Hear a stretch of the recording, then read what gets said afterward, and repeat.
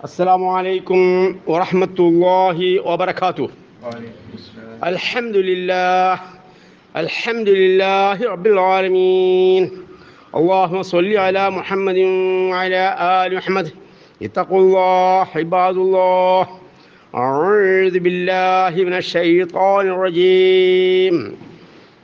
وإنهم عندنا لمن المصطفين الأخيار. സൂറത്ത് സ്വാദ് 47-ാമത്തെ വചനം. അല്ലാഹു തആല അവർക്കൊക്കെ സർട്ടിഫിക്കറ്റ് നൽകുകയാണ്. ആരാണവർ? വൈന്നഹും, നിശ്ചയമായും അവർ, ഇന്ധന, നമ്മുടെ അടുക്കൽ, അള്ളാഹുവിൻ്റെ അടുക്കൽ, ലമിനൽ മുസ്തഫീന, തിരഞ്ഞെടുക്കപ്പെട്ടവരിൽപ്പെട്ടവരാകുന്നു.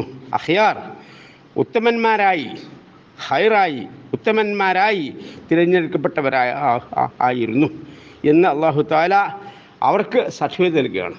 ആരാണവർ? തൊട്ട് മുമ്പുള്ള 2 ആയത്തുകൾ നമ്മളിവിടെ പറയുകയുണ്ടായി, 2 ദിവസങ്ങളിലായി. അക്കാര്യം കൂടി ഓർക്കുമ്പോഴാണ് അത് മനസ്സിലാവുക. എന്തായിരുന്നു അവർ ഉത്തമന്മാരായി തിരഞ്ഞെടുക്കാൻ കാരണം? നമുക്കും എങ്ങനെയാണ് ഉത്തമന്മാരായ കൂട്ടിൽ പെടുക? അതാണ് നാം ചിന്തിക്കേണ്ടത്. അതായത് ഒതുക്കുർ അബദന ഇബ്രാഹിം ഇസ്മായില, ഒതുക്കുർ ഇബാദന ഇബ്രാഹിമ ഇസ്ഹാഖ യാഖൂബ ഉലിൽ ഐദി വൽ അബ്സാർ. കരബലമുള്ള ഉൾക്കാഴ്ചയുള്ള ഇബ്രാഹിം നബി അലൈഹി ഇസ്ലാമിനെയും ഇസ്ഹാഖ് നബി അലൈഹി ഇസ്ലാമിനെയും യാഖൂബ് അലൈഹി ഇസ്ലാമിനെയും ഓർക്കുക. ഇന്ന അഖ്ലസ്നാഹും ബിഖാലിസത്തി ദിക്റ ദാർ, നിശ്ചയമായും നാം അവരെ നിഷ്കളങ്കരാക്കിയിരിക്കുന്നു, ഉത്തമരായി പരിപാലനമാക്കിയിരിക്കുന്നു, ഉത്തമരാക്കിയിരിക്കുന്നു, അല്ലെങ്കിൽ നിഷ്കളങ്കരാക്കിയിരിക്കുന്നു. ബിഖാലിസത്തിൻ ദിക്റ ദാർ, പരലോക ഭവന ചിന്തയെ കൊണ്ട് നിഷ്കളങ്കമാക്കിയിരിക്കുന്നു. അവരെ നിഷ്കളങ്കമാക്കിയത് പരലോക ചിന്തയെ കൊണ്ടാകുന്നു. ആ പരലോക ഭവനത്തെ കുറിച്ചാകുന്നു അവർ നിഷ്കളങ്കാക്കിയിരിക്കുന്നത്. ഒന്നഹും ഇന്ധന, ശേഷം പറയും ഒന്നഹും, നിശ്ചയമായി അവർക്ക് ഇന്ധന, നമ്മുടെ അടുക്കലുണ്ട്, നമ്മുടെ അടുക്കൽ ലെമിനൽ മുസ്തഫീന അൽ അഖിയാർ, ഉത്തമന്മാരായി തിരഞ്ഞെടുക്കപ്പെട്ടവർ ആകുന്നു അവർ നമ്മളെ അടുക്കൽ. അതാണ്, അങ്ങനെയാണ് പറഞ്ഞത്. അപ്പോൾ അവരുടെ പ്രത്യേകത എന്തായിരുന്നു? ആ പ്രത്യേകത നമ്മളിലും ഉണ്ടാവണം. അതായത് നമ്മളൊക്കെ തന്നെ ഇഹലോകത്തെ ചിന്തയൊക്കെ ആയിരിക്കാം ഒരുപക്ഷെ നമ്മൾ കൂടുതൽ ആളുകൾ ചിന്തിച്ചു കൊണ്ടിരിക്കുന്നത്. ബൽ തുസിറുൽ ഹയാത്ത ദുനിയ, സബ്ബിഹിസ്മാം ഓതിക്കൊണ്ടിരിക്കുമ്പോഴേ, വിത്ര നമസ്കരിച്ചു കൊണ്ടിരിക്കുമ്പോഴേ അവസാനത്തിൽ സബ്ബിഹിസ്മാം ഓതേണ്ടതുണ്ടല്ല. ബൽ തുസിറുൽ ഹയാത്ത ദുനിയ, പക്ഷേ നിങ്ങൾ എന്ത് ചെയ്യുന്നു? ഇഹലോകത്തിന് മുൻതൂക്കം നൽകുന്നു. വൽ ആഖിറതു ഖൈറുൻ വഅബ്ഖാ, പരലോകമാണ് നിങ്ങൾക്ക് ശേഷിക്കുന്നതിനേക്കാളും ഉത്തമമായത് ഇഹലോകത്തെക്കാളും. പല രൂപ വേറെയും ആയത്തുകളിൽ അല്ലാഹു തആല പറഞ്ഞിട്ടുണ്ട്. ആ കാര്യം നമ്മൾ ഓർക്കുക. ഇഹലോകത്തിനല്ല മുൻതൂക്കം നൽകേണ്ടത്, പരലോകത്തിനായിരുന്നു മുൻതൂക്കം നൽകേണ്ടത്. അവരൊക്കെ, പ്രവാചകന്മാരൊക്കെ പരലോകത്തിന് മുൻതൂക്കം നൽകി. അവരെന്ത് ചെയ്തു? ആ ചിന്തയിലായിരുന്നുണ്ടായിരുന്നു. ആ ചിന്തയിൽ തന്നെ ആവണം നമ്മളും. അവരൊക്കെ എന്ത് ചെയ്തു? അള്ളാഹുവിനെ ഓർത്തുകൊണ്ട്, പരലോകത്തെ ഭയപ്പെട്ടുകൊണ്ട്, ആ പരലോകത്തിലുള്ള ശിക്ഷയെ ഭയപ്പെട്ടുകൊണ്ട്, സ്വർഗം പ്രീതിച്ചുകൊണ്ട് കഴിഞ്ഞുകൊണ്ടിരുന്നവരായിരുന്നു. അക്കൂട്ടത്തിൽ നമ്മൾ മുഖ്ലിസീങ്ങളായി നമ്മൾ ജീവിക്കേണ്ടതുണ്ട് എന്നാണ് അല്ലാഹു തആല നമുക്ക് ഇത്തരം ആയത്തുകളിലൂടെ പറഞ്ഞു തരുന്നത്. അപ്പം അത്തരം കാര്യങ്ങൾ നമ്മൾ എന്ത് ചെയ്യുക? മനസ്സിലാക്കുക. എന്തിനായിരുന്നു ഇബ്രാഹിം അലൈഹി ഇസ്ലാമിന് തീയിലിട്ടത്? അതേ ഒരുപാട് പ്രവാചകന്മാർ ചരിത്രങ്ങൾ ഓർക്കുക. അവരൊക്കെ എന്തിനു നശിപ്പിച്ചു? സത്യവിശ്വാസികളെയും പ്രവാചകന്മാരെയും എന്ത് ചെയ്തു? ആ സന്ദർഭത്തിൽ അല്ലാഹു രക്ഷപ്പെടുത്തി. എന്തായിരുന്നു അവരുടെ ഗുണം? അതാണ് നാം പ്രത്യേകമായി നമ്മൾ എന്ത് ചെയ്യേണ്ടത്? ഊന്നൽ നൽകേണ്ടത്. അവരൊക്കെ എന്ത് ചെയ്യുന്നു? ഓരോ പ്രവാചകന്മാരെയും ഓരോ കാലഘട്ടത്തിൽ അയച്ചു. എന്തിനു വേണ്ടിയിട്ട്?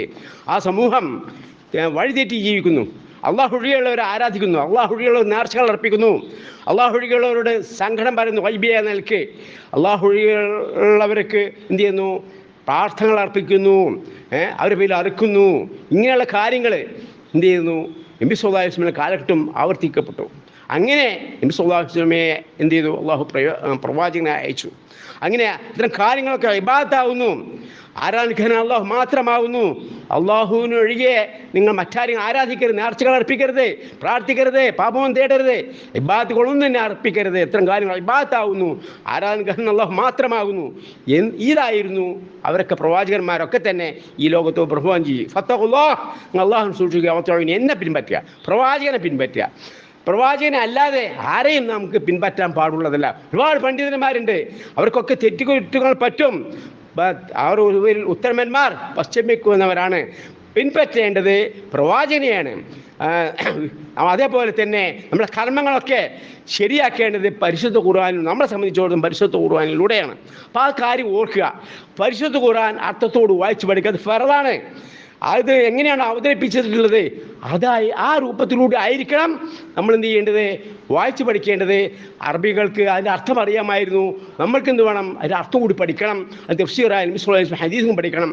അപ്പോഴാണ് നമ്മൾ എന്ത് ചെയ്യുന്നത്, നമ്മളും ഉത്തമന്മാരായി തിരഞ്ഞെടുക്കപ്പെടുക. അതുകൊണ്ട് തന്നെ നബി സല്ലല്ലാഹു അലൈഹി വസല്ലം പറഞ്ഞ ഹദീസ് നിങ്ങൾ ശ്രദ്ധപ്പെടുത്തുന്ന ഖൈറുക്കും മൻ തഅല്ലമൽ ഖുർആന അല്ലമഹു, നിങ്ങൾ ഉത്തമന്മാർ ഖുർആൻ പഠിക്കുകയും പഠിപ്പിക്കുകയും ചെയ്യുന്നവരാകുന്നു നബി സല്ലല്ലാഹു അലൈഹി വസല്ലം നമ്മോട് പറഞ്ഞിരിക്കുകയാണ്. അതിൻ്റെ അടിസ്ഥാനത്തിലാണ് നമ്മൾ ഖുർആൻ തജ്വീദോടുകൂടി പഠിക്കുവാൻ വേണ്ടി ക്ലാസ് ഈ പള്ളിയിൽ ഇവിടെ സംഘടിപ്പിച്ചിട്ടുള്ളത്. ഇതൊരു പുണ്യകർമ്മമാകുന്നു, ഫർളായ കാര്യമാകുന്നു.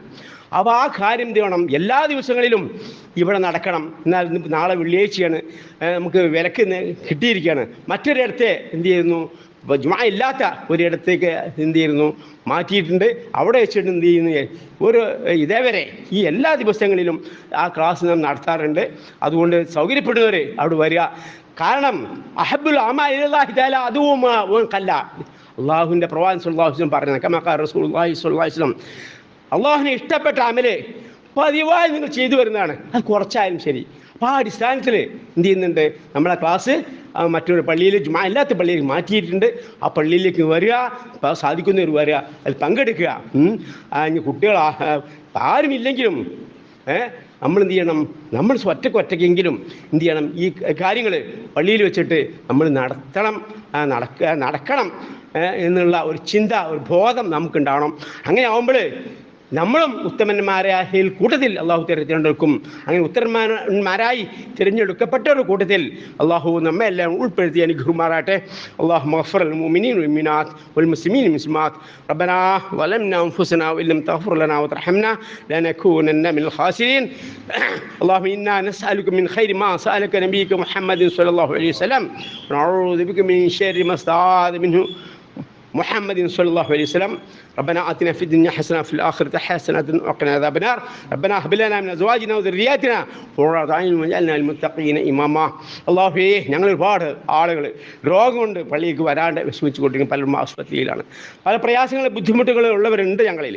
ഇതെല്ലാം അറിയുന്നവനാണ് നീ. ഞങ്ങൾക്കൊക്കെ തന്നെ പലരും ആ വസിയത്തുണ്ട്, അവർക്കും ഞങ്ങൾക്കും ഒക്കെ തന്നെ അല്ലാഹുവേ, നീ ഇത്തരം കാര്യങ്ങളിൽ നിന്ന്, ദുനിയാവിൽ നിന്ന്, ഇത്തരം പ്രയാസങ്ങളായ പരീക്ഷകളിൽ നിന്ന് നീ ഞങ്ങൾക്ക് തുറവി നൽകി നീ ഞങ്ങളെ സഹായിക്കണമേ. പരലോകത്തും ഉള്ള പ്രയാസകരമായ അവസ്ഥകളിൽ നിന്നും ഞങ്ങൾക്ക് എല്ലാവർക്കും നീ തുറവി നൽകി വിചാരണ കൂടാതെ സ്വർഗ്ഗത്തിൽ പ്രവേശിപ്പിക്കപ്പെടുന്ന സത്യവിശ്വാസികളുടെ കൂട്ടത്തിൽ നീ ഞങ്ങളെ ഉൾപ്പെടുത്തിയിരിക്കണമേ. ആമീൻ ആമീൻ ബിറഹ്മതിക യാ അർഹമർ റഹീമീൻ. സുബ്ഹാനക അല്ലാഹുമ്മ ബിഹംദിക അശ്ഹദു അല്ലാ ഇല്ലാ അൻത അസ്തഗ്ഫിറുക വഅതൂബു ഇലൈക. അസ്സലാമു അലൈക്കും വറഹ്മത്തുള്ളാഹി